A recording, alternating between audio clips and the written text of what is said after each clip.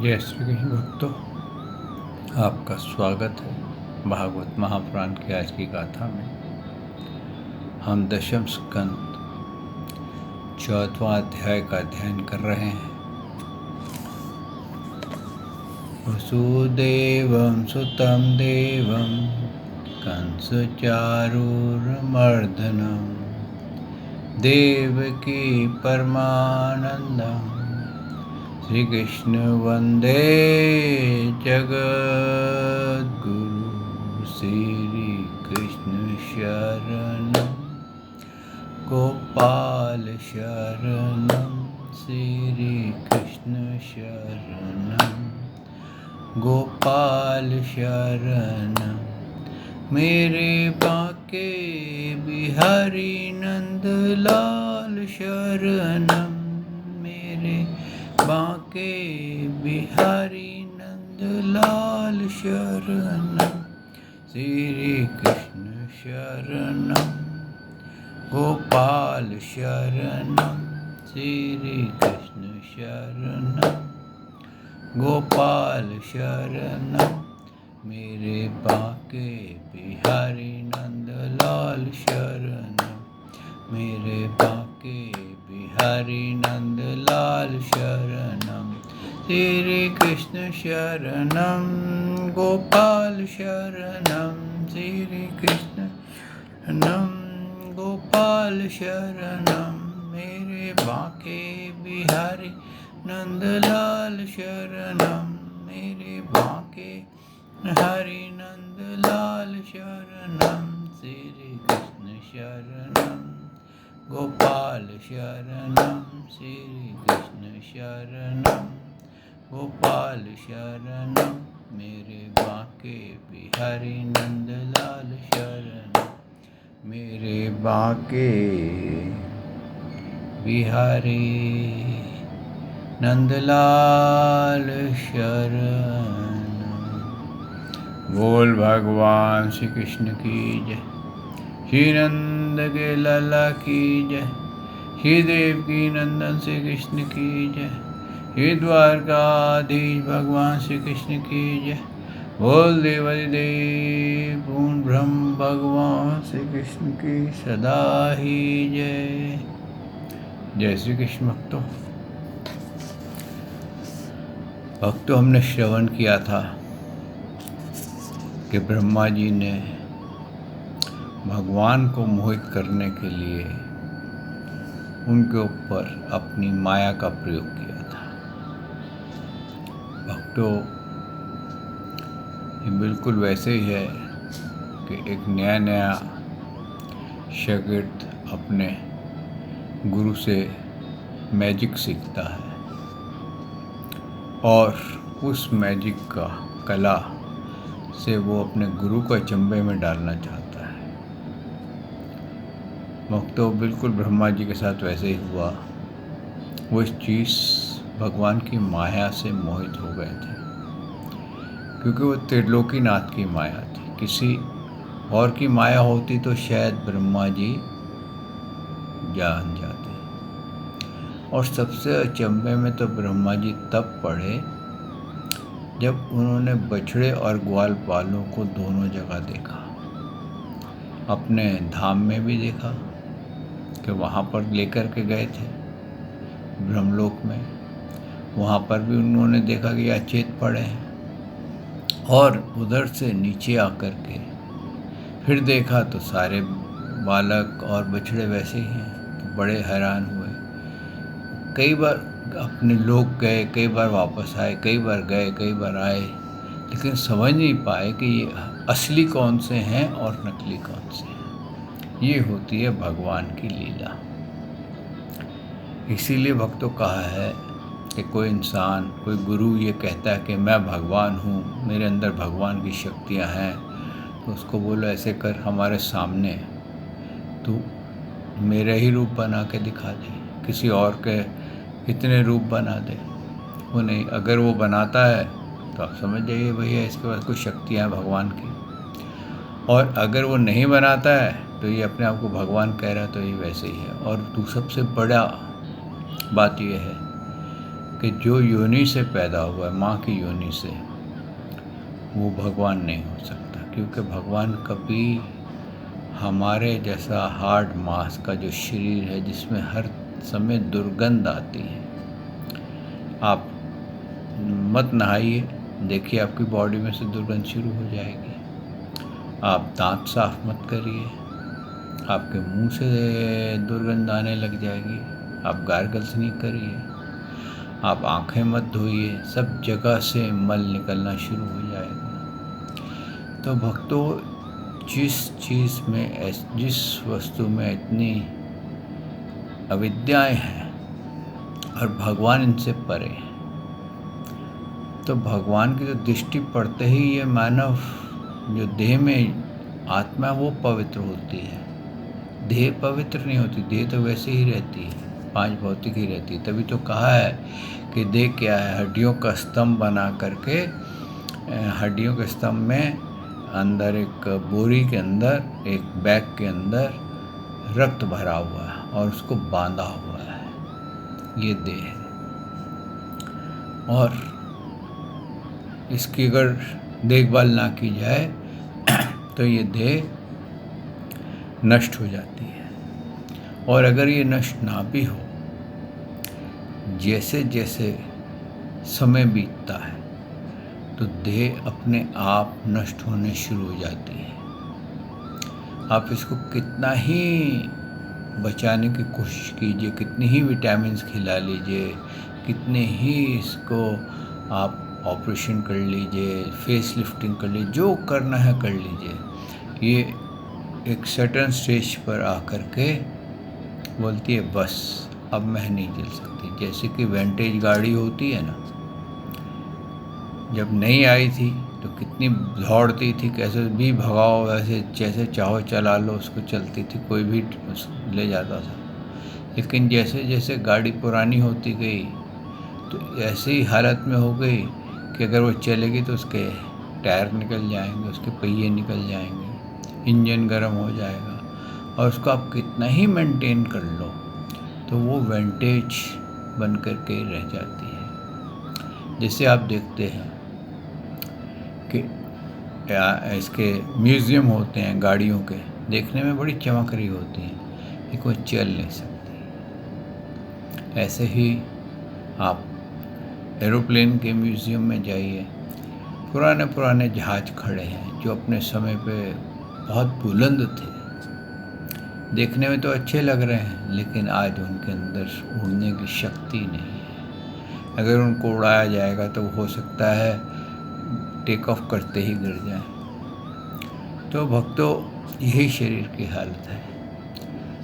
जब आपका शरीर बचपन में बढ़ता है 25 साल तक, 25 से लेकर 50 तक वो स्थिर सा रहता है, लेकिन वो 25 के बाद उसकी जो बढ़ोतरी होती है शक्ति की, वो बहुत स्लो गिरने लग जाती है। फिर 50 के बाद थोड़ी फॉल फास्ट हो जाती है, और फिर 75 में तो फॉल बहुत तेज़ हो जाती है, और 100 तो कोई विरला ही टच करता है, लेकिन 100 तक बिल्कुल शरीर कहते हैं ना बेड रिडन टाइप बन जाता है। लेकिन ऐसा भी है कि कई लोग 100 के हैं और वो चल फिर रहे हैं, ऐसा बहुत रेयर है। कहते हैं ना रेयर मिरेकल्स होती रहती हैं। तो भक्तों, ब्रह्मा जी का जो इतना चकित हुए और उनको अपनी भूल की हो गई, अनुभूति हो गई कि मैंने ये बहुत बड़ी भूल की है, और इस भूल के कारण वो इतना घबरा गए कि वो ये भूल गए कि परिक्रमा में कितनी बार करनी है। भगवान की स्तुति गाई, भजन गाया, उनकी परिक्रमा करनी थी तो 3 बार करके चले गए। 3 बार चिता की होती है, यानी कि सारे संबंध समाप्त। जब हम 3 बार परिक्रमा चिता की करते हैं तो हम मरने वाले से सारे संबंध समाप्त कर देते हैं। और इसी कारण था कि भगवान ने उनको कोई उत्तर नहीं दिया, ये नहीं कहा कि तुमने अच्छा किया, तुमने बुरा किया, कुछ नहीं बोले, खाली चुपचाप शांति से बैठे रहे। तो उसी के बाद उनकी जितनी भी पूजा होती थी संसार में वो बंद हो गई, और केवल एक मंदिर उनका है अभी पुष्कर में, राजस्थान में, जहाँ उनकी पूजा होती है। तो भक्तों, ये तब होता है जब हम किसी की माया में बहक जाते हैं। ऐसे ही हम अगर किसी, कहते हैं ना, डुप्लीकेट के चक्कर में पड़ जाएं और वो अपने आप को भगवान बता करके जिगलेरी करे, तो हो सकता है उसकी जिगलेरी में हम बहक जाएं, बजाय इस संसार सागर को पार करने के हम 84 के चक्कर में पड़ जाएं। इसीलिए कहा है भक्तों कि गुरु बनाओ ठोक के, पानी पियो छान के। क्यों कि जिसको फॉलो करते हो उसका देख लो कि इसको फॉलो करने से मेरे को कौन सी गति मिलेगी, और फिर उसको आप अपनाइए। आइए भक्तों, आज भागवत को यहाँ पर आरंभ करते हैं। सच्चिदानंद रूपाय विश्वोत्पत्ते आदि हेतवे तापत्रय विनाशाय श्री कृष्णाय वयं नमो नमः। श्री कृष्णाय वयं नमो नमः। श्री कृष्णाय वयं नमो नमः। श्री कृष्णाय वयं नमो नमः। बोल देवाई देव पूर्ण ब्रह्म भगवान श्री कृष्ण की सदा ही जय। भक्तों, आगे सुखदेव जी कहते हैं, परीक्षित, भगवान श्री कृष्ण को देखते ही ग्वालवालों ने बड़ी उतावली से कहा, भाई तुम भले आए, स्वागत है स्वागत है। अभी तो हमने तुम्हारे बिना एक कौर भी नहीं खाया, आओ इधर आओ, आनंद से भोजन करो। तब हंसते हुए भगवान ने ग्वाल वालों के साथ भोजन किया और उन्हें आगासुर का शरीर का ढांचा दिखाते हुए वहाँ से व्रज लौट आए। देखिए, 1 बरस बाद वो आए थे, लेकिन उनकी विस्मृति थी कि 1 साल का जो टाइम लैप्स था, जैसे आदमी कोमा में चला जाता है, ब्रह्मा जी की माया से बालक एक प्रकार के 1 साल के कोमे में थे। और उनको क्या लगा कि अभी तो भगवान गए थे, ये बछड़े लेकर के आ गए। उनको ये नहीं पता था कि हम यहाँ से ब्रह्मलोक ले जाए गए थे, और ये भी नहीं पता चला कि वहाँ से जब वापस आए हैं तो हमारी क्या कंडीशन थी। लेकिन वो वैसे ही अचित थे, और उन्होंने जैसे ही भगवान को देखा तो उनका मन प्रसन्न हो गया। और अब जब भगवान ने आकासुर का ढांचा दिखाया, यानी कि सांप का जब वो सूख जाती है तो वो एक प्रिजर्व हो जाती है स्किन, उसका ढांचा दिखाया और बोला, ये देखो, इस ढांचे को जानते हो? तो भगवान श्री कृष्ण ने, बालक बहुत प्रसन्न हुए, हाँ, कि हम यहाँ से इसके अंदर गए थे और लौट आए हैं। लेकिन उनको फिर भी ये ख्याल नहीं आया कि ढांचा इतनी जल्दी सूख कैसे गया। तो क्योंकि भगवान की माया थी। आगे सुखदेव जी कहते हैं कि तब हंसते हुए भगवान ने ग्वाल वालों के साथ भोजन किया और उन्हें आगासुर का शरीर का ढांचा दिखाते हुए वन से व्रज में लौट आए। श्री कृष्ण सिर पर मोर पंख, मनोहर मुकुट और घुंघराले बालों में सुंदर सुंदर मुँह महकते हुए पुष्प गुथे हुए थे। नई नई रंगीन धातुओं से श्याम सुंदर चित्रकारी की हुई थी। वे चलते समय रास्ते में उच्च स्वर से कभी बांसुरी, कभी पत्ते और कभी सिंगी बजा करके वेद उत्सव में मगन हो रहे थे। पीछे पीछे ग्वाल बाल उनकी लोक पावन कीर्ति का गान कर रहे थे। कभी वे नाम लेकर के और अपने बछड़ों को पुकारते तो कभी उनके साथ लाड लड़ाने लगते। मार्ग में दोनों ओर गोपियाँ खड़ी हैं। जब वह कभी तिरछी नेत्रों से उनकी नज़र में नज़र मिला देते तब गोपियाँ आनंद से मुग्ध हो जाती। इस प्रकार भगवान श्री कृष्ण गोष्ठ में प्रवेश किया। परीक्षित उसी दिन बालकों ने व्रज में जाकर कहा कि आज यशोदा मैया के लाडले नंद नंदन ने वन में एक बड़ा भारी अजगर मार डाला है और उससे हम लोगों की रक्षा की है। ये घटना जो थी 1 साल बाद उन्होंने बताई थी। आगे अब राजा परीक्षित जी ने प्रश्न किया है। राजा परीक्षित ने कहा, ब्राह्मण, ब्रजवासियों के लिए श्री कृष्ण अपने पुत्र नहीं थे, दूसरे के पुत्र थे। फिर उनका श्री कृष्ण के प्रति इतना प्रेम कैसे हुआ?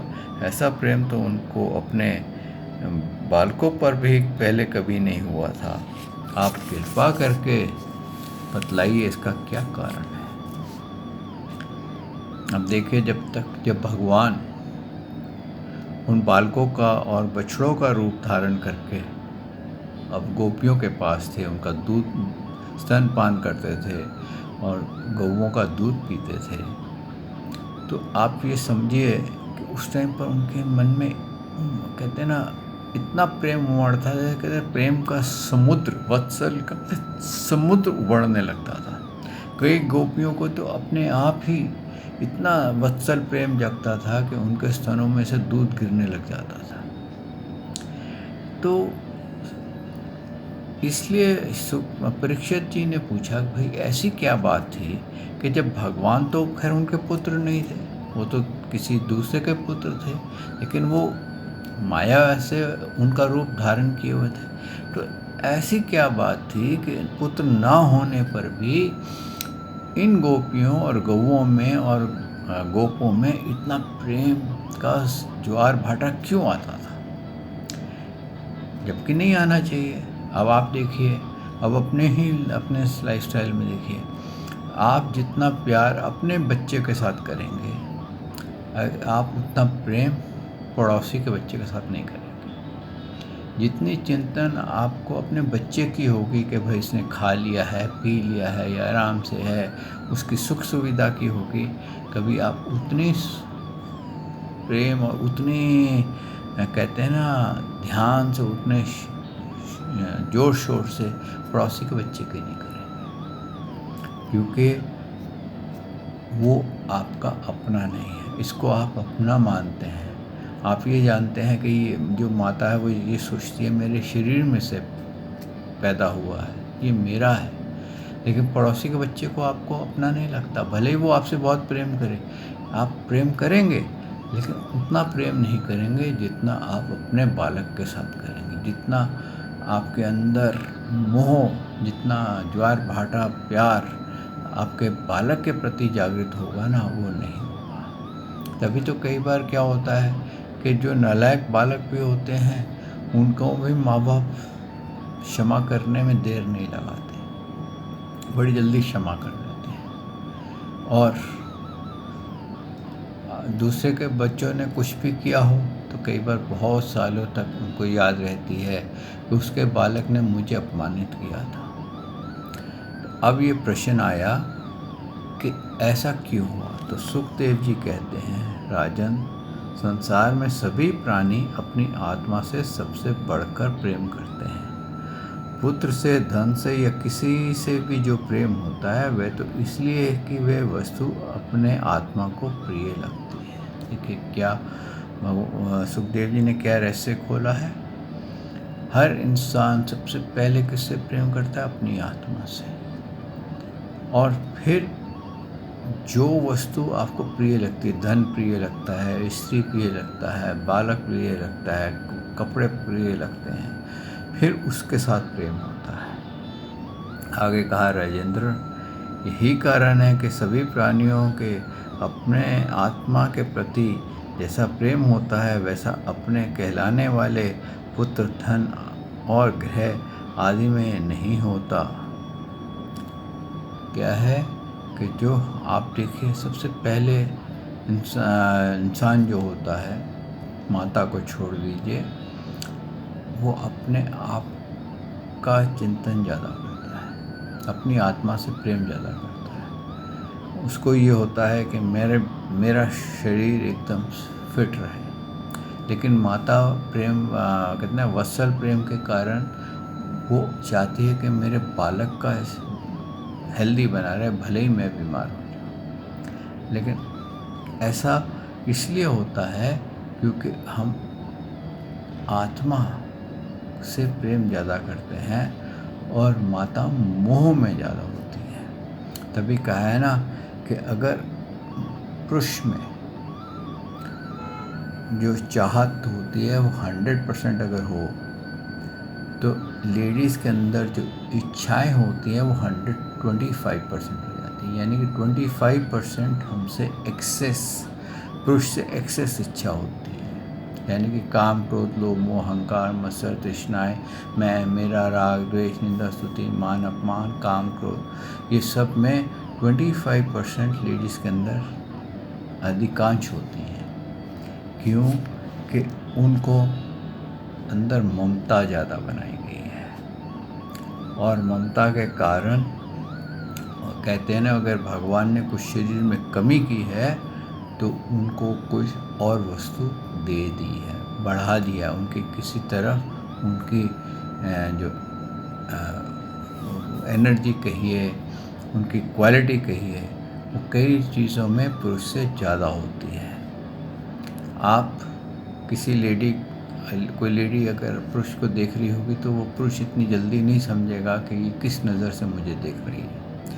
लेकिन अगर पुरुष किसी लेडी को देख रहा होगा तो फ़ौरन समझ जाएगी कि ये मेरे को किस नज़र से देख रहा है। तो ये क्वालिटी उसके पास अधिक है। ऐसी बहुत से, इतना ही बताया कि ऑलमोस्ट एवरेज बताई है, करीब 20 से 25% जो ये काम, क्रोध, लोभ, मोह, अहंकार, मत्सर, तृष्णाएं, इच्छाएं जो हैं, ये लेडीज़ के अंदर 25% एक्स्ट्रा होती हैं। आगे उन्होंने कहा है, नृपश्रेष्ठ, जो लोग देह को ही आत्मा मानते हैं वही अपने शरीर से जितना प्रेम करते हैं उतना प्रेम शरीर के संबंधी पुत्र, मित्र आदि से नहीं करते। यहाँ तक कि जो देह से प्रेम करते हैं वो भी जितना प्रेम अपनी देह के साथ करते हैं उतना वो अपने पुत्र आदि से नहीं करते। जब विचार द्वारा यह मालूम होता है कि ये शरीर में मैं नहीं हूँ, ये शरीर मेरा है, तब इस शरीर से भी आत्मा के समान प्रेम नहीं रहता। जब आप छेद करके इस यकीन पे पहुँच जाते हैं कि ये बॉडी तो मैं नहीं हूँ, जैसे कि आप शीशे के सामने खड़े हो जाइए, अपने आप को देखिए, अपने नाक पे हाथ लगाइए, ये किसका नाक है? मेरा। ये आँख किसकी है? मेरी। यानी कि आप, नाक आपका है, ये आपका है, तो आप इससे अलग हैं। अगर आपके हाथ में कोई लड्डू पकड़ा है तो आप बोलेंगे किसका लड्डू है? बोलेंगे, आप बोलेंगे मेरा। तो यानी कि आप लड्डू से अलग हैं। ये हाथ किसका? आप बोलेंगे मेरा, यानी कि हाथ और आप अलग हैं। तो इस तरह से जो निषेध करके इस तर्क पे पहुंच जाते हैं कि जो मैं शरीर नहीं हूँ, मैं आत्मा हूँ, और वो रियल उस पे पहुंच जाते हैं, तो फिर उनको शरीर के प्रति भी प्रेम नहीं रहता। आगे कहा है उन्होंने, यही कारण है कि इस देह के जीवन क्षीण हो जाने पर भी जीने की आशा प्रबल रूप से बनी रहती है। इससे ये बात सिद्ध होती है कि सभी प्राणी अपने आत्मा से ही सबसे बढ़कर प्रेम करते हैं और इसके लिए इस सारे चर अचर जगत से भी प्रेम करते हैं। इन श्री कृष्ण को ही तुम सब आत्माओं को आत्मा समझो। संसार में कल्याण के लिए ही योग माया का आश्रय लेकर के यह यहाँ देहधारी के समान जान पड़ते हैं। यानी कि इन्होंने माया का आश्रय लिया हुआ है और ऐसे लग रहे हैं कि ये ऑर्डिनरी इंसान है, ये इंसान नहीं है, इनकी बॉडी नहीं है, ये प्रकट हुए हैं और माया से ही ये माया के अंदर अपने आप को प्रोजेक्ट कर रखा है इन्होंने, और इनकी बॉडी नहीं है। इन्होंने प्रोजेक्शन करी हुई है क्योंकि भगवान का भी बॉडी नहीं होती है, उनको वो तो प्रकट होते हैं। और जो ये कहता है कि मेरी बॉडी है, और अगर मानव की बॉडी है तो वो भगवान नहीं हो सकता। जो लोग भगवान श्री कृष्ण के वास्तविक स्वरूप को जानते हैं उनके लिए तो इस जगत में जो कुछ भी चर अचर पदार्थ है अथवा इससे परे परमात्मा, ब्रह्म, नारायण आदि जो भागवत स्वरूप है, सभी श्री कृष्ण रूप ही है। श्री कृष्ण के अतिरिक्त और कोई प्रकृति अप्रकृति वस्तु है ही नहीं। सभी वस्तुओं का अंतिम रूप अपने कारण में स्थित है। उस कारण के भी परम कारण है भगवान श्री कृष्ण। तब भला बताओ किस वस्तु को श्री कृष्ण से भिन्न बतलाएं, जिन्होंने पुण्य कीर्ति मुकुंद मुरारी की पद्म पल्लव की नौका का आश्रय लिया है, जो कि सत्पुरुषों को सर्वसा है। उसके लिए यह भव सागर बछड़े के सुख खुर के गड्ढे के समान है। उन्हें परम पद की प्राप्ति हो जाती है और उसके लिए विपत्तियों का निवास स्थान यह संसार नहीं रहता। देखिए यहाँ पर उन्होंने रहस्य खोल दिया कि जो भगवान श्री कृष्ण शरणम गोपाल शरणम गाता है, जो भगवान श्री कृष्ण के प्रेम में ही लिप्त रहता है और उसको ये यकीन हो जाए कि शरीर मैं नहीं हूँ, मैं आत्मा हूँ और ये आत्मा किसकी है? परमात्मा की। और परमात्मा कौन है? भगवान श्री कृष्ण। तो जब उसको यकीन हो जाता है, वो अपनी परमात्मा यानी कि अपने परमात्मा से मिलने के लिए उसके अंदर एक कशिश उत्पन्न हो जाती है, तो वो इस संसार सागर को सहज ही पार कर लेता है, भले ही वो कितना ही बड़ा ही क्यों ना पापी हो, उसका खाता पूरा पाप से भरा हो। लेकिन जब वो भगवान की शरण में चला जाता है और प्रभु से ही केवल प्रेम करता है, तो वो जीवन मृत्यु के इस संसार सागर से मुक्त हो जाता है और पुनः गर्भ में प्रवेश नहीं करता। आगे उन्होंने क्या कहा है? परीक्षित, तुमने मुझसे पूछा था कि भगवान ने 5वें वर्ष की लीला ग्वाल बालों ने 6वें वर्ष में कैसे कही। उसका सारा रहस्य मैंने तुम्हें बतला दिया है।